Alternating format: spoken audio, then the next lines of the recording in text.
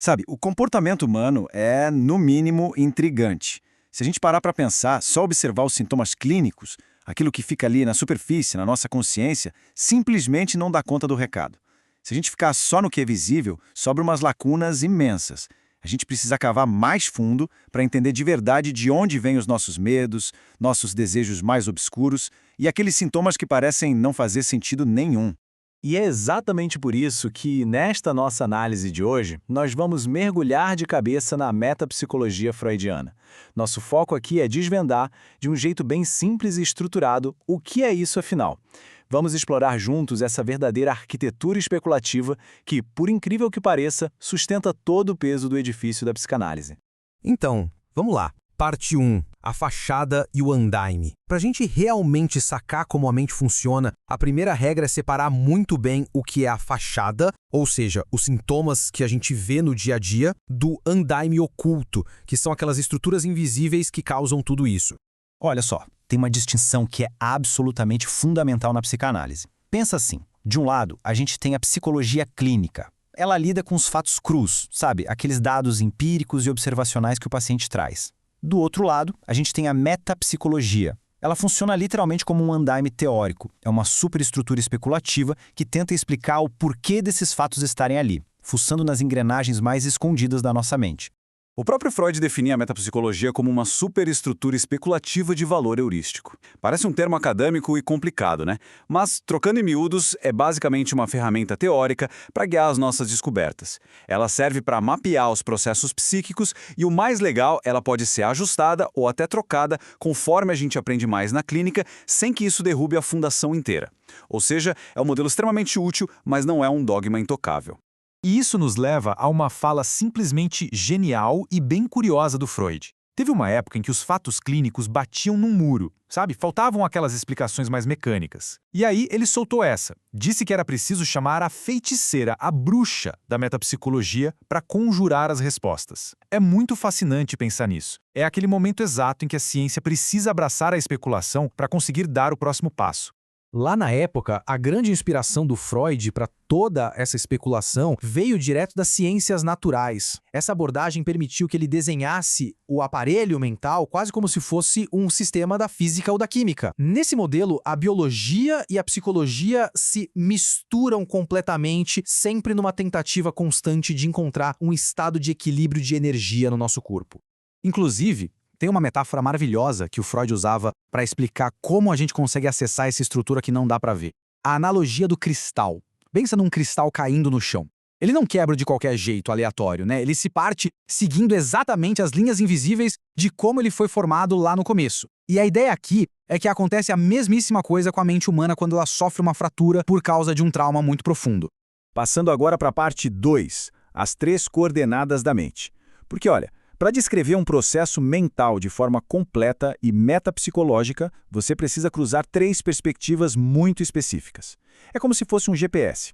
A gente está falando dos pontos de vista dinâmico, tópico e econômico. Eles trabalham sempre juntos para dar volume a essa ideia, criando uma espécie de mapa em 3D da nossa psique. E um detalhe importante, nenhum deles faz sentido sozinho. É o conjunto da obra que importa. Começando pelo ponto de vista dinâmico. O grande lance aqui é entender que a mente passa longe de ser algo parado ou pacífico. Na verdade, é um baita campo de batalha. É um choque constante entre aqueles impulsos cegos que querem alívio imediato a qualquer custo e as nossas resistências internas, que ficam ali tentando bloquear ou desviar essas vontades loucas para nos proteger. Depois, a gente tem o ponto de vista tópico, que muita gente chama de topográfico. Essa coordenada pega os processos mentais e distribui em regiões funcionais da mente. Pensa no inconsciente, no pré-consciente e no consciente. Mas muito cuidado aqui. Essas regiões são ficções teóricas, tá? Elas representam um espaço virtual. Não dá para você abrir o cérebro de alguém e apontar, olha, o inconsciente fica aqui. São coisas totalmente independentes da anatomia neurológica. E a terceira coordenada é a econômica. O trabalho dela é medir o fluxo e a distribuição de toda essa energia psíquica que a gente geralmente chama de libido. A lógica aqui é super quantitativa.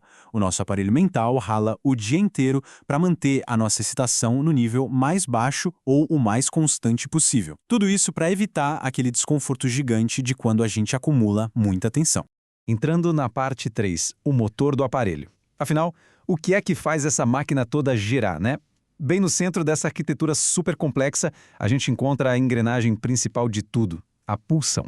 A pulsão é aquele conceito limite incrível, a ponte exata que liga o nosso corpo físico com a nossa mente psicológica. Se você for pegar a literatura mais técnica, vai ver que a pulsão é dividida em 4 partes essenciais que fazem esse motor funcionar. A pressão, que é a força motora em si, a finalidade, que é sempre buscar a satisfação e baixar a tensão, o objeto, que é o alvo, e nossa, esse alvo muda o tempo todo, onde a energia vai ser descarregado, e por fim, a fonte, que é a origem corporal, o exato ponto de partida biológico dessa agitação toda. Chegamos na parte 4, a nova arquitetura. Lembra que a gente comentou que a metapsicologia muda se a clínica exigir? Pois é. Quando Freud começou a dar de cara com mistérios bem pesados, tipo a melancolia profunda ou a famosa compulsão à repetição, que é quando a pessoa repete situações dolorosas, indo totalmente contra a busca natural pelo prazer, aquele projeto original teve que passar por uma senhora reforma. A estrutura teórica dele não ficou estagnada no tempo, ela mudou drasticamente ao longo dos anos. Tudo começou lá em 1895, com o rascunho de um aparelho mais biológico. Aí evoluiu para a primeira tópica, focada nos níveis de consciência entre 1900 e 1915. Até que, finalmente, lá na década de 20, ele chegou num modelo estrutural que é muito mais complexo. Essa nova arquitetura, que ficou famosa como a segunda tópica, fatiou a mente em 3 novas instâncias operacionais. O id, que é aquele núcleo gigante, caótico e cheio de instintos, o ego, que fica ali no meio de campo, defendendo e mediando as coisas com a dura realidade do mundo lá fora, e o superego, que é basicamente a internalização daquelas regras chatas da sociedade, a nossa lei moral e o nosso olhar repressor interno.